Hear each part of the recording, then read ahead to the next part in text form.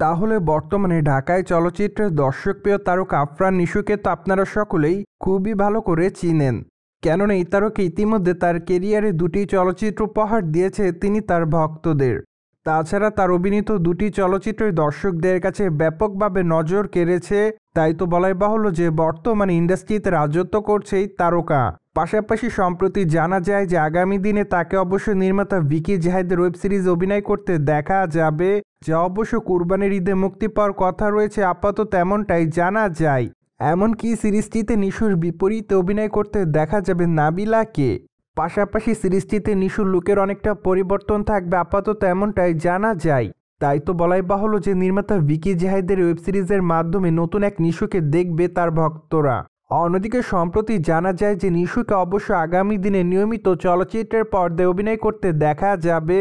পাশাপাশি বর্তমানে এই তারকার হাতে 4টি চলচ্চিত্রের কাজ আছে আপাতত এমনটাই জানা যায়। যদিও তার সেই 4টি চলচ্চিত্রের নির্মাতা 4 জন থাকবে আপাতত এমনটাই শোনা যাচ্ছে।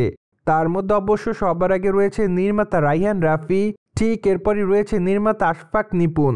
যাই হোক, এখানেই কিন্তু শেষ নয়, কেননা এরপর অবশ্য তাকে কাজ করতে দেখা যাবে নির্মাতা সৃজিত মুখার্জির চলচ্চিত্রে। তাই তো বলাই বাহুল্য যে আগামী দিনে হয়তো কলকাতা বাংলা চলচ্চিত্র অভিনয় করতে দেখা যাবে সম্প্রতি সময় ঢাকা ইন্ডাস্ট্রির দর্শকপ্রিয় তারকা নিশুকে। অন দ্য আদার হ্যান্ড ঢাকায় চলচ্চিত্রের তারকা নিশুকে সর্বশেষ অভিনয় করতে দেখা যায় দাগি চলচ্চিত্রে। চলচ্চিত্রটিতে তার অভিনয় রীতিমতো তার ভক্তদের কাছে ব্যাপক আকারে নজর কাড়ে। তাই তো বলাই বাহুল্য যে চলচ্চিত্রটি মুক্তি পাওয়ার পর থেকে দর্শকদের মধ্যে বেশ ভালো প্রতিক্রিয়া পায়।